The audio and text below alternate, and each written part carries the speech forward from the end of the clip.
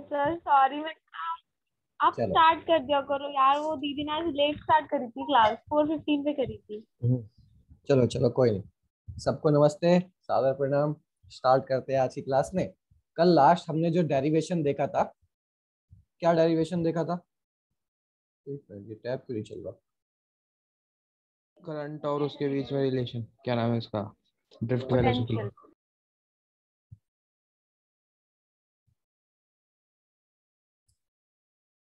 अब ठीक है। हाँ, तो कल बेसिकली हमने करंट इलेक्ट्रिसिटी स्टार्ट किया था।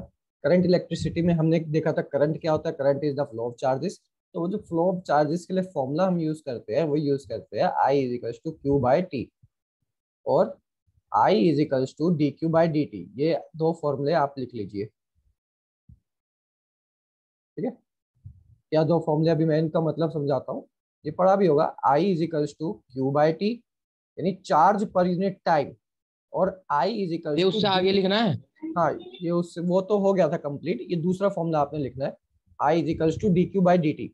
देखो क्या मतलब है इसका। मतलब ये है कि करंट क्या है। Current is a flow of charge. अगर मैं मान के चलूँ ये एक वायर है, इस पर्टिकुलर वायर में यहां से यहां तक डी क्यू करंट पास हुआ, और कितने सेकंड तक पास हुआ, मतलब कितने टाइम में पास हुआ, वो टाइम था डी टी। तो इस पर्टिकुलर पॉइंट से इस पॉइंट और इस पॉइंट तक जो करंट की वैल्यू आएगी वो आएगी I is equals to D Q by D T. यानी करंट की जब हम बात कर रहे हैं तो एक तरफ तो हम कह रहे हैं कि ये क्या है, ये फ्लो ऑफ चार्जेस, पर एक्चुअल में ये क्या है, ये rate of flow of charges है। यानी वो चार्ज जितने टाइम में फ्लो हुआ, हम उन दोनों को मान के चलेंगे। तो आई का फॉर्मूला क्यू बाई टी और D Q by D T, ये आप लोगों ने ध्यान रखना है। Current is the rate. जब किसी चीज का फिजिकल क्वांटिटी को हम टाइम से डिवाइड कर देते हैं तो उसका रेट हम फाइंड आउट करते हैं कि कितने टाइम में कितने चार्ज फ्लो हुआ। तो current is the rate of flow of charge, ठीक है। इसी से एक मिलता जुलता क्वेश्चन कई बार आपसे पूछ लेता है कि डिफाइन 1 एम्पियर। क्वेश्चन लिखिए आप लोग उस दोनों फॉर्मूले के बाद, डिफाइन 1 एम्पियर। इस तरीके के क्वेश्चन पहले आपने देख लिए होंगे, डिफाइन 1 न्यूटन, डिफाइन 1 जूल, या पिछले चैप्टर में हमने देखा था डिफाइन 1 कूलम, ठीक है। तो जब कभी भी ये वन टर्म डिफाइन आए कि एक उसको आप डिफाइन करिए, तो ये सबसे एम्पियर पहले, करंट की यूनिट है ना। हाँ, ampere is the unit of current, ठीक है। करंट को मेजर किस में करते हैं, एम्पियर में, ठीक है। ऐसा यूनिट इसकी एम्पियर है। अभी हम देखेंगे एक चीज का, ये टॉपिक आएगा उसमें ऐसा ही, ये स्केलर है, वेक्टर है, ये सारी क्वांटिटी हम देखेंगे, ठीक है। अभी देखिए define 1 ampere, I is equals to Q by T, ये फॉर्मूला मेरे पास है। अब इसका आंसर 1 एम्पियर कब आएगा, इसका आंसर 1 एम्पियर तब आ सकता है जब क्यू मेरे पास 1 कूलम हो और टाइम मेरे पास 1 सेकेंड हो। तो वैसे 2/2 पे भी आ सकता है, या 3 कूलम 3 सेकेंड पे भी आ सकता है, लेकिन बात वही पड़ेगी। तो हम इन जनरल 1 मान लेते हैं दोनों को। तो अगर मैं इसको पुट करूंगा यहाँ पर 1 कूलम अपॉन 1 सेकेंड, तो आई मेरे पास आएगा 1 कूलम पर सेकेंड, और ये होगा 1 एम्पियर। यानी जब 1 कूलम का चार्ज किसी कंडक्टर में 1 सेकेंड तक फ्लो होगा, तो जो करंट प्रोड्यूस होगा मेरे पास वो 1 एम्पियर का करंट प्रोड्यूस होगा। ये इसकी डेफिनेशन है।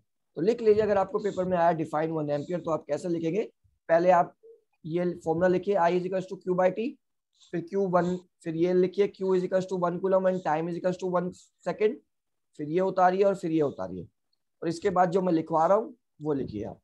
डेफिनेशन इसकी ये है, the current flowing in a conductor, the current flowing in a conductor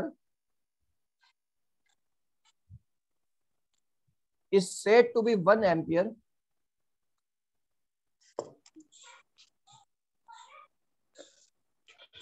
देखो एम्पियर का जो ये इसको ये ए एम पी मैंने लिख दिया है, लेकिन एक्चुअल में जो इसको डिनोट करते हैं वो हम कैपिटल ए से डिनोट करते हैं। तो आप कैपिटल ए से डिनोट करिए, ये मोर प्रिसाइज है, ठीक है, ज्यादा सही है। Is said to be 1 ampere if 1 coulomb, ये सी मतलब coulomb, 1 coulomb of charge, coulomb is the unit of charge. Aanchal ji, अगर आपको नहीं पढ़ रखा हो पहले तो मैंने आपके लिए बता दिया। If 1 coulomb of charge flows through the conductor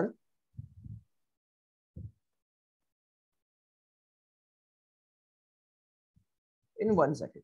यानी ये मान लो एक कंडक्टर है, इस पूरे कंडक्टर में 1 एम्पियर का करंट कब पास होगा? जब 1 सेकेंड के लिए 1 कूलम का चार्ज पास होगा, तो इस वायर का जो करंट होगा वो 1 एम्पियर प्रोड्यूस होगा।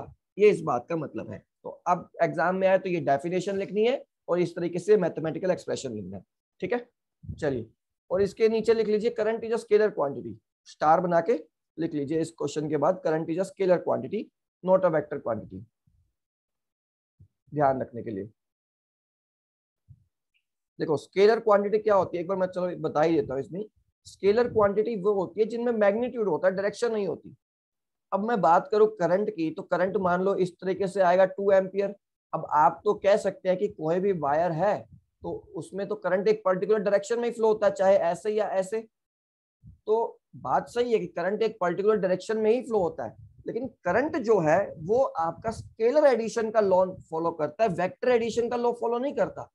वेक्टर एडिशन मतलब कि अगर आपके पास ए वेक्टर ये है, बी वेक्टर ये है, अब मैं कहूं आपको इन दोनों को ऐड करना है, तो आप डायरेक्ट ऐड नहीं कर सकते। ये एल्जेब्रिक, जो ये एल्जेब्रिक सम है, ये पॉसिबल नहीं होता वेक्टर एडिशन में। लेकिन करंट के केस में एल्जेब्रिक सम पॉसिबल होता है। एल्जेब्रिक सम पॉसिबल का मतलब क्या है कि अगर 2 एम्पियर मेरे पास करंट है, या दूसरा करंट माइनस का 3 एम्पियर है। एक मिनट मुस्कान जी को इन कर लूं।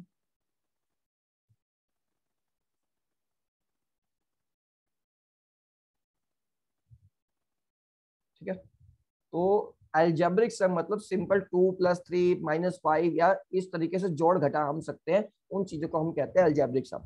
जब हमने चार्ज की प्रॉपर्टी पढ़ी थी सबसे पहले, तो हमने पढ़ा था additive nature of charge. First chapter में एक प्रॉपर्टी पढ़ी थी एडिटिव नेचर ऑफ चार्ज, ठीक है। एडिटिव नेचर ऑफ चार्ज ये कहता था कि अगर मेरे पास 3 कूलम का चार्ज है और एक 4 कूलम का, एक -2 कूलम का है, तो नेट अगर मैं चार्ज निकालूंगा तो 4 + 3 7, 2 घटाए तो 5 कूलम, यानी सिंपल जोड़ माइनस में उसके साथ कर सकता हूं। सिमिलरली करंट के साथ भी मैं ये एडिटिव नेचर या एल्जेब्रिक सम का प्रयोग कर सकता हूं। 2 एम्पियर -3 एम्पियर या +5 एम्पियर, तो ये जो करंट है ये मेरा स्केलर क्वांटिटी है। तो जहां आपने लिखी current is a scalar quantity, उसके नीचे आप एक लाइन लिखिए इसके आंसर में कि why current is a scalar quantity. Question ये है कि वाई, आप ऐसे बना के लिख लीजिए चाहे, why current is a scalar quantity. तो इसके आंसर में आप लिख सकते हैं although current have direction but it follows, but लिखा है, but it follows laws of scalar addition. ये स्केलर एडिशन के ब्रैकेट में आप लिख सकते हैं simple algebraic sum plus minus वाला। ये सही से लिखो डेफिनेशन। लिखा हुआ समझ नहीं आ रहा? चलो एक बार दोबारा लिख देता हूं थोड़ा, देखो। ऑल्दो, मैं बोल भी रहा हूं, मेरी वॉइस पे भी ध्यान दीजिए। Although current have direction, although current have direction, but it does not follow the law of scalar addition. Oh, एक मिनट, does not follow, रुको रुको खुद में, does not follow the law of vector addition। इसके पास direction तो है पर ये वेक्टर एडिशन का नियम नहीं करता। इट फॉलोज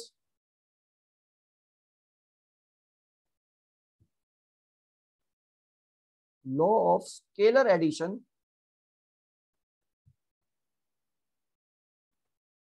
ब्रैकेट में लिख सकते हैं algebraic sum, that's why scalar का मतलब तो हो सकता है ना ये भी cos थीटा। हाँ वो वाला। यहाँ पर लेकिन cos थीटा नहीं, यहाँ पर स्केलर का मतलब मैग्नीट्यूड। हम यहाँ पर सिंपल नॉर्मल मैग्नीट्यूड को जैसे ऐड करते हैं 2 को 3 में या उससे सब्ट्रैक्ट करते हैं, तो वो चीज में हम यहाँ पर बात कर रहे हैं कि ये नॉर्मल हम इसको प्लस माइनस की तरह ऐड और घटा सकते हैं। That's why current is a scalar quantity. अगर एक नंबर का क्वेश्चन है कभी एमसीक्यू में या रीजन रिजल्शन में, अगर बाई चांस आ जाए पूछ ले कि करंट के पास डायरेक्शन है पर फिर भी ये वेक्टर क्वांटिटी क्यों नहीं है, तो वहां पर आप ये बता सकते हैं कि ये स्केलर लॉ को फॉलो करती है, स्केलर एडिशन को फॉलो करती है, इसलिए स्केलर एडिशन है, वेक्टर एडिशन नहीं है। ठीक है, सिंपल। चलो अब हमने जो कल लास्ट फॉर्मूला पढ़ा था वो हमने पढ़ा था I is equals to NEAVD। Hope so कि आपने थोड़ा सा रिवीजन किया हो। तो ये किसके किसके बीच का रिलेशन था? ये रिलेशन था मेरा करंट के बीच में और ड्रिफ्ट वेलोसिटी के बीच में। अब यहां से ये जो n है ना, ये बेसिकली n अलग अलग मटेरियल पे डिपेंड करता है। n था क्या मेरे पास, मैं एक बार बता दूं, number of electron per unit volume. अब ध्यान से सुनो कि जो कंडक्टर जितना ज्यादा अच्छा होगा उसमें n की वैल्यू उतनी ज्यादा होगी। देखो सपोज करो मेरे पास एक कंडक्टर है ये, और इसमें एक इलेक्ट्रॉन है, एक दूसरा कंडक्टर है मेरे पास, इसमें 2 इलेक्ट्रॉन है, यानी n क्या है, n number of electron per unit volume. यानी अभी इसमें n1 है, रफली एग्जांपल है, ये बनाना नहीं है, अभी इसमें n2 है। तो जब कभी भी करंट, जब कभी भी ये दोनों बैटरी से ज्वाइंट किए जाएंगे तो इन दोनों में जो करंट फ्लो होगा, इस वाले में करंट ज्यादा फ्लो हो पाएगा as compare to this one, क्योंकि इसके अंदर इलेक्ट्रॉन्स की संख्या कम है तो इसके अंदर करंट भी कम फ्लो होगा। इस वाले में इलेक्ट्रॉन्स की संख्या ज्यादा है तो इसमें करंट ज्यादा फ्लो होगा। तो जो अच्छे कंडक्टर्स हैं उनके अंदर एन की वैल्यू ज्यादा होगी। कंडक्टर्स माने क्या, कंडक्टर माने जिसके अंदर अच्छा करंट फ्लो हो पाए। तो कंडक्टर्स में एन की वैल्यू ज्यादा होगी एज कंपेयर टू इंसुलेटर्स। ये एन है, ये जो मटेरियल पे डिपेंड करता है। एन लिख सकते हो प्योरली, अगली लाइन में पहले ये फॉर्मूला लिखिए, इसके बाद ये लिखिए n is the number of electron per unit volume, फिर लिखिए n। मेटल में भी तो कॉपर में सबसे अच्छा करंट फ्लो करता है। हाँ अभी मैं वो बताऊंगा कि किसमें ज्यादा होता है। n purely depends on material, ये आपका मटेरियल पर डिपेंड होता है। यानी कॉपर के लिए अलग होगा, गोल्ड के लिए अलग होगा, सिल्वर के लिए अलग होगा, जिंक के लिए अलग होगा। एन किस पे डिपेंड करता है, एन आपका मटेरियल पे डिपेंड करता है। और एन है क्या, ये नंबर उतारना ऑफ है ये। इलेक्ट्रॉन्स। हाँ ये लिखना है आपको, N purely depends on material. ठीक है, और इसके बाद स्टार करके एक लाइन आप लिख सकते हो, बैटर इज द कंडक्टर, या लिख सकते हैं better is N, better is conductor. जितना ज्यादा बैटर से मतलब है या more is the N, more is the conductivity. कुल मिला के ये समझ सकते हैं कि जिसका एन जितना ज्यादा होगा वो कंडक्टर भी उतना अच्छा होगा। तो अब इसमें मेरे पास कुछ है कि एजी जो है सिल्वर, वो ज्यादा अच्छा है किससे, कॉपर से। और कॉपर किससे अच्छा है, एल्यूमिनियम से। किसके मामले में, कंडक्टिविटी के मामले में। कंडक्टिविटी के मामले में आप लोगों ने घरों में देखा होगा कि हम जनरली कॉपर वायर यूज करते हैं, ठीक है, जबकि सिल्वर वायर ज्यादा अच्छी है। लेकिन सिल्वर वायर कॉस्टली बहुत रहेगी, उसको हम नॉर्मल हाउसेस में नहीं यूज कर सकते, that's why we are using copper wire. ठीक है, ये तो एजी ज्यादा है कॉपर से, कॉपर ज्यादा है एल्यूमिनियम, क्या चीज, कंडक्टिविटी। तो इसका मतलब ये है कि एन ऑफ एजी यानी number of electron per unit volume in AG is more than number of electron per unit volume of copper and is more than number of electron per unit of aluminum। तो कभी compare करने को आ जाए कि भैया बताओ हमें कि सिल्वर और कॉपर में से किसकी कंडक्टिविटी ज्यादा होगी, तो आप लोग बताएंगे एल्यूमिनियम की, ओ सॉरी सिल्वर की। ठीक है, एल्यूमिनियम की कम रहेगी, कॉपर की उससे ज्यादा रहेगी, आयरन की ओ क्या ये सिल्वर की उससे ज्यादा रहेगी। ठीक है, अब अगला क्वेश्चन करते हैं। ठीक है, क्वेश्चन लिखो एक, two copper wires A and B, two copper wires A and B। ठीक है, दो वायर हैं, A is thin, B is thick।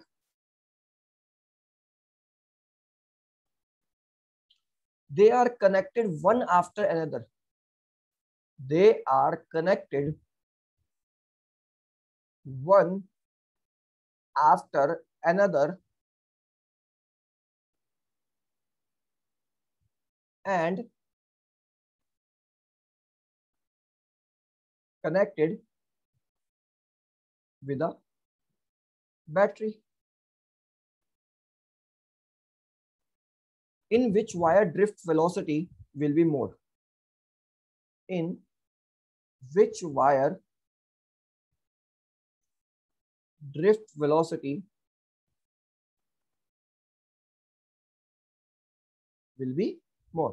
Simple सा क्वेश्चन है, ठीक है। आपको क्या दिया हुआ है? आपको दिया हुआ है दो वायर्स दी हुई हैं, ठीक है। बना देता हूँ एक बार मैं फिगर। ये यहाँ पे वन आफ्टर अनदर एंड, कौन सा एंड है ये? बैटरी वन आफ्टर अनदर, ओ रुको रुको, वन आफ्टर अनदर, ये दूसरा वाला एंड है, ई एन डी वाला है। They are connected one after another and, और ये उसके बाद दूसरा एंड है, ठीक है। एक वायर इस तरीके से दी हुई है। एक मिनट, इसकी पेंसिल की लेंथ कैसे बढ़ाई जा सकती है?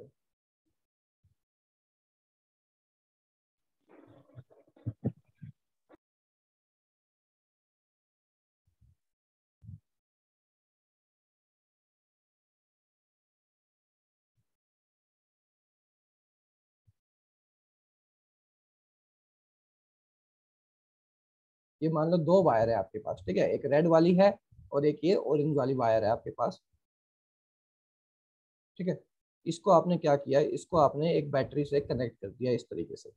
ये यहाँ जॉइंट से वन आफ्टर अनदर इस तरीके से कनेक्टेड है। दो वायर है, एक पतली है तो उसमें हमने बोला ये वायर ए है और ये वायर बी है। एक के बाद एक कनेक्टेड है, ए थिन है और ए बी जो है, यानी area of A is less than area of B. ये आपको गिवन है डाटा। अब आपको फाइंड आउट क्या करना है? आपको फाइंड आउट करना है कि ड्रिफ्ट वेलोसिटी किसकी ज्यादा होती है, ठीक है। तो एक तो हमने जो कल वाले फॉर्मूले देखे थे, V D is equals to क्या था, E E tau by M, ये वाले। और एक हमने फॉर्मूला देखा था I is equals to N E A V D. अब इन दोनों में से किस फॉर्मूले में एरिया आ रहा है?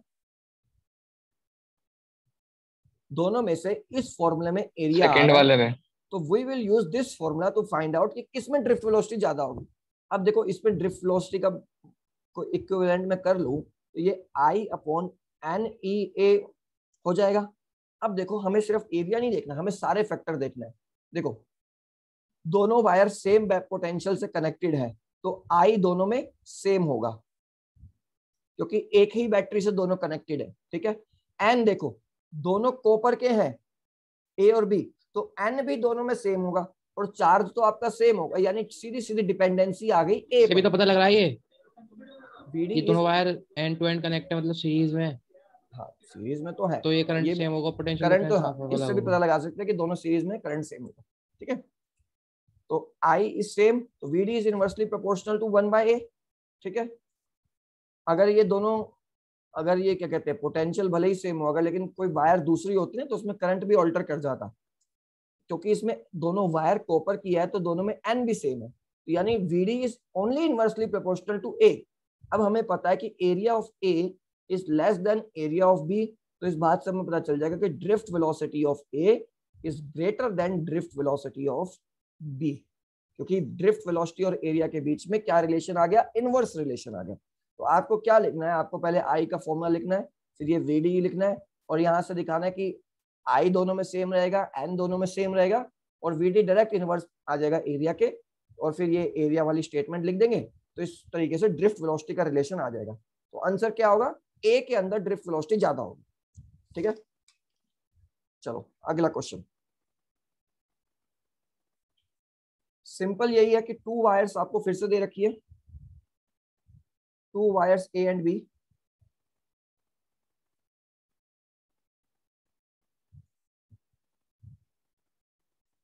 अब इसमें क्या है कि एक minute, length of A is more than, हाँ मैं ऐसे ही लिख देता हूँ कि लेंथ ऑफ ए जो है वो लेंथ ऑफ बी से ज्यादा दे रखी है।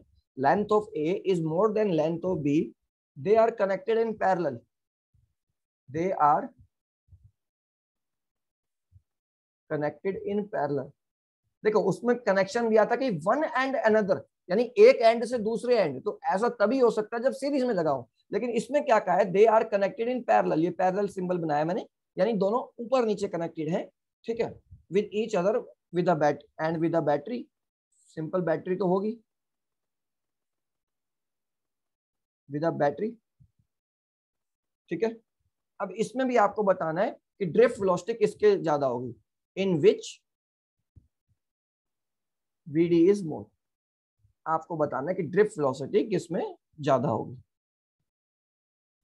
ठीक है, तो फिगर में बना दूं कि मान लो ये आपकी वायर है ए, ठीक है, अब ये वायर है आपकी बी, क्योंकि ए की लेंथ ज्यादा है, बी की लेंथ कम है, तो ये ए वायर हो गई, ये बी वायर हो गई।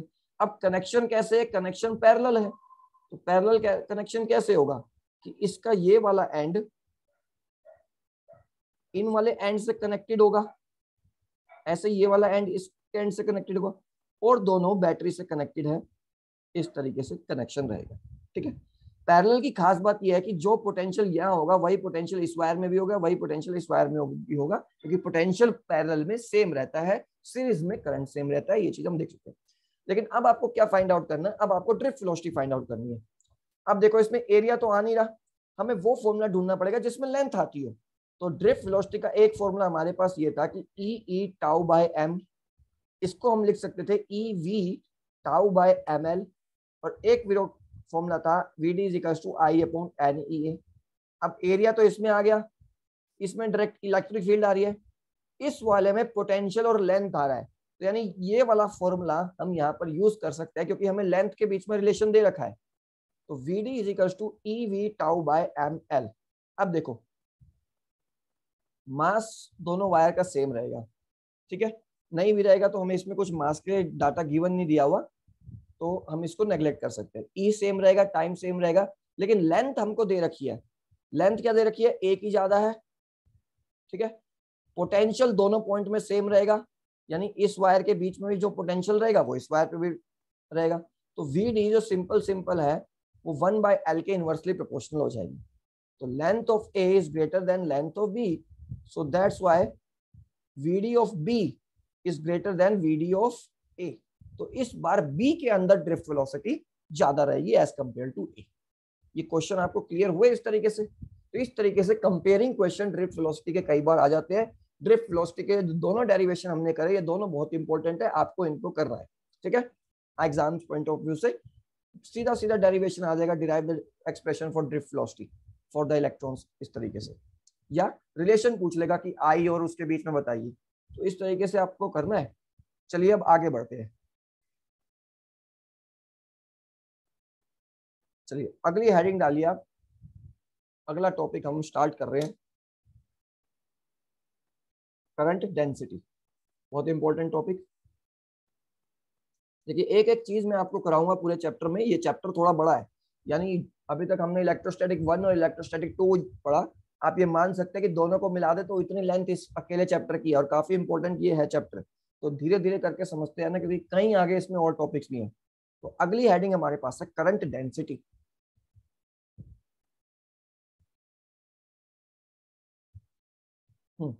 चलो समझते हैं करंट डेंसिटी क्या होता है।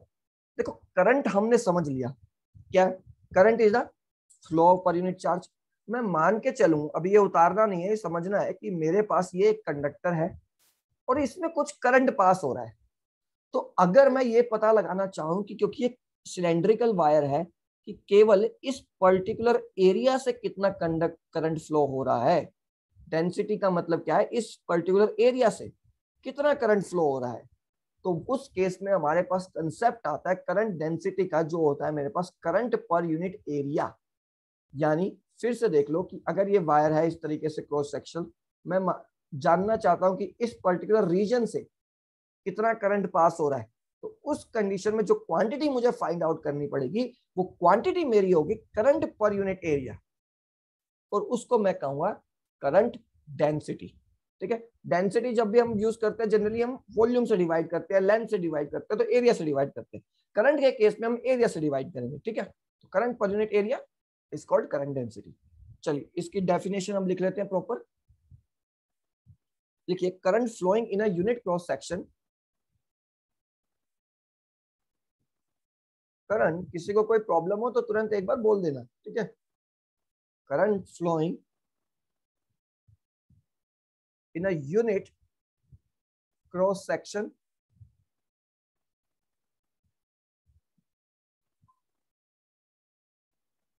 area of any conductor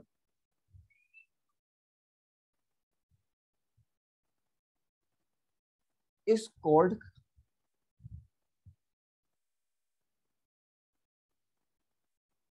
current density। ठीक है, और क्या है, इसको डिनोट हम किससे करते हैं, इसको हम डिनोट जे से करते हैं, लेकिन ये चीज याद रखना, ये स्केलर क्वांटिटी नहीं है, it is a vector quantity. अभी देखते हैं क्यों वेक्टर क्वांटिटी। ठीक है, हमारी करंट स्केलर क्वांटिटी है, पर current density is not a scalar quantity, it is a vector quantity. देखो भाई, पिछले चैप्टर में एक एरिया वेक्टर करके हमने टर्म पढ़ी थी। सिंबल क्या बनाया इसका, current density? J, J, it is denoted by J, current is denoted by I and current density is denoted by J. अभी फॉर्मूला हम देखते हैं, ठीक है, लेकिन एक चीज मैं बता दूं कि ये एरिया वेक्टर, ये जो क्रॉस सेक्शनल हम ये बात करते हैं ना, ये एरिया वेक्टर होता है। चलो इससे रुक जाओ, अभी फॉर्मूले के बाद ही बताता हूँ, इससे मैं शायद थोड़ा बेटर क्लियर हो जाए। ठीक है, डेफिनेशन समझ में आ गई कि कोई भी कंडक्टर वायर होगा, उसके अंदर जो यूनिट क्रॉस सेक्शन से जो करंट पास हो रहा है, क्रॉस सेक्शन एरिया से जो करंट पास हो रहा है, तो वहां पर हम करंट डेंसिटी यूज करेंगे। ठीक है, फॉर्मूला क्या रहेगा, फॉर्मूला रहेगा J is equals to I by ए।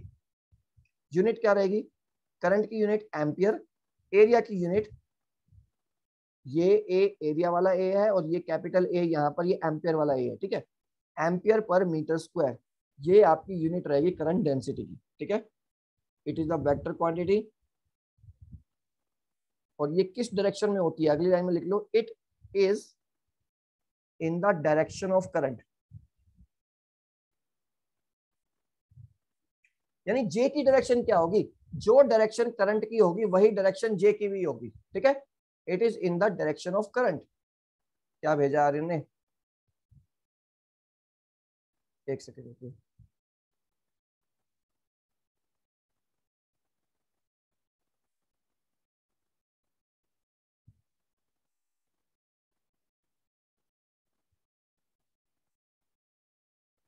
बाकी सबको भी वाईफाई में प्रॉब्लम आ रही है क्या मेरी वॉइस में? No sir. बहुत अटक रहे हो सर, वाईफाई दिक्कत कर रहा है मेरा। दुष्यंत जी आपका ठीक चल रहा है? आंचल जी आपका ठीक चल रहा है? हाँ मेरा तो ठीक चल रहा है। यस सर, मुस्कान सही जी? चल रहा है। हाँ सही चल रहा है, फाइन। मुस्कान जी आपका सही चल रहा है? मुस्कान जी है वो जब ना, मुस्कान जी पहले ही लीव कर गई। मुस्कान जी जब से गांव में गई हैं, क्या कर सकते हैं। चलो, it is in the direction of current.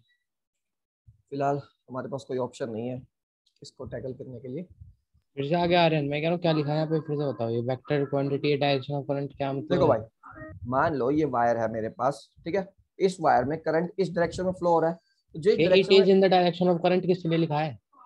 It is in the direction of current, ये मैंने लिखा है। ये it is the vector quantity के बाद लिखना है आपको, एक लाइन है कि करंट की जे के लिए लिखा है क्या? हाँ जे के लिए, ये करंट जे है तो ऐसे बोलो ना भाई, वेक्टर क्वांटिटी है, जे की ही बात हो रही है। ठीक है, ये करंट की डायरेक्शन ये है, तो जे की भी डायरेक्शन यही रहेगी। ठीक है, it is in the direction of current. तो ये एक बेसिक आइडिया मैंने आपको दिया करंट डेंसिटी का। अब देखो इससे रिलेटेड कुछ मैथमेटिकल एक्सप्रेशन हम देखते हैं। ठीक है,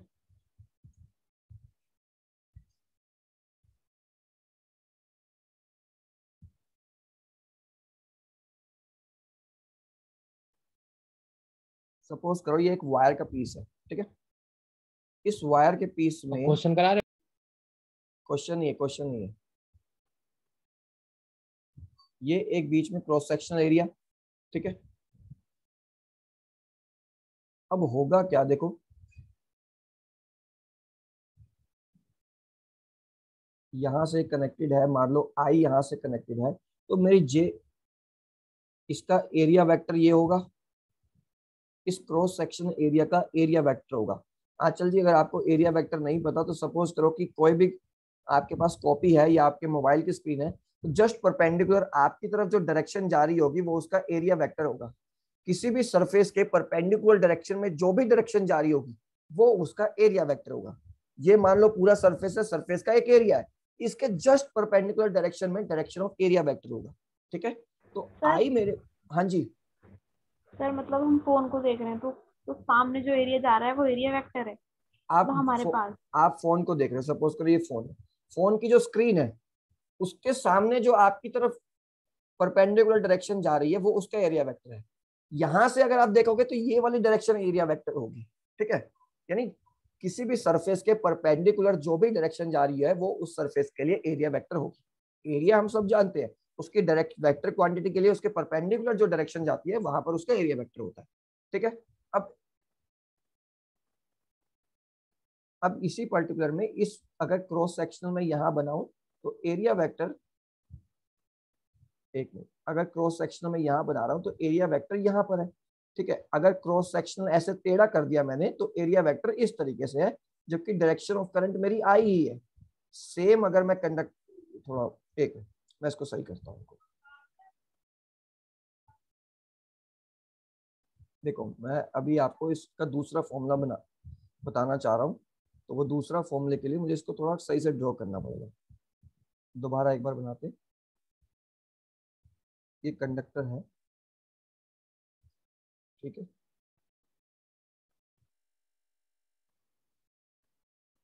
अब इसके अंदर टेढ़ा बन ही नहीं रहा। देखो मान लो ये जो एरिया वेक्टर है या ये जो क्रॉस सेक्शनल एरिया है ये टेढ़ा है, ठीक है। तो इस हिसाब से इसका एरिया वेक्टर आपका इस डायरेक्शन में होगा, लेकिन डायरेक्शन ऑफ करंट आपकी यही रहेगी। डायरेक्शन ऑफ करंट यही रहेगी तो मतलब जे की भी डायरेक्शन यही रहेगी, ठीक है। तो यहाँ पर आई जो है मेरे पास वो फॉर्मूला रहेगा जे डॉट ए वेक्टर का। हमने जो अभी तक पढ़ा, हमने पढ़ा कि J is equals to I by A, ठीक है। इसी फॉर्मूले में अगर मैं देखूं ए को दूसरी तरफ ले जाऊं तो ये J के मल्टीप्लाई में आता है, लेकिन क्योंकि J भी वेक्टर क्वांटिटी है, A भी वेक्टर क्वांटिटी है, तो यहां से जो इनका डॉट प्रोडक्ट होगा वो करंट के इक्विवेलेंट होगा। तो एक फॉर्मूला मेरे पास और मिल गया। आप ये फिगर बनाइए ये वाली, ठीक है, और उसके बाद आप लिखिए I is equals to J dot A. अगली लाइन में आप लिखिए I is equals to J dot A, ओ ए हटा दीजिए, cos थीटा। और यहां पर थीटा क्या है मेरे पास, थीटा एंगल बिटवीन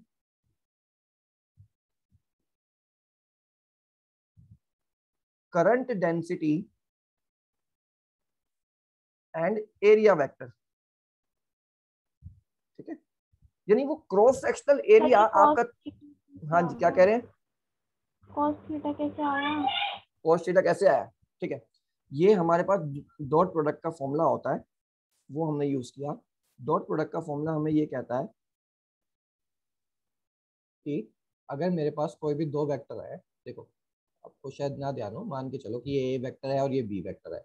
अगर आपको इनका डॉट प्रोडक्ट सॉल्व करना है, ठीक है, डॉट प्रोडक्ट, तो ये होता है ए का मैग्नीट्यूड बी का मैग्नीट्यूड, यानी दोनों के मैग्नीट्यूड को मल्टीप्लाई कर देते हैं और कॉस थीटा। और थीटा क्या होता है, इन दोनों के बीच का एंगल। मान लो ए वेक्टर ये है, बी वेक्टर ये है, इन दोनों के बीच का जो एंगल होगा थीटा वो होगा कॉस थीटा। एक चीज और होती है ऐसे सर क्रॉस, हाँ जी सर cos थीटा ही क्यों आया? ये फिक्स्ड है, ठीक है। ये हम वेक्टर एडिशन वाला जो चैप्टर था 11th क्लास में, उसमें हम देखते हैं कि cos थीटा sin थीटा क्यों ड्राइव करके आता है, ठीक है। और अगर आपके पास ये क्रॉस प्रोडक्ट है तो ये आपके पास आता है A B sine theta N cap,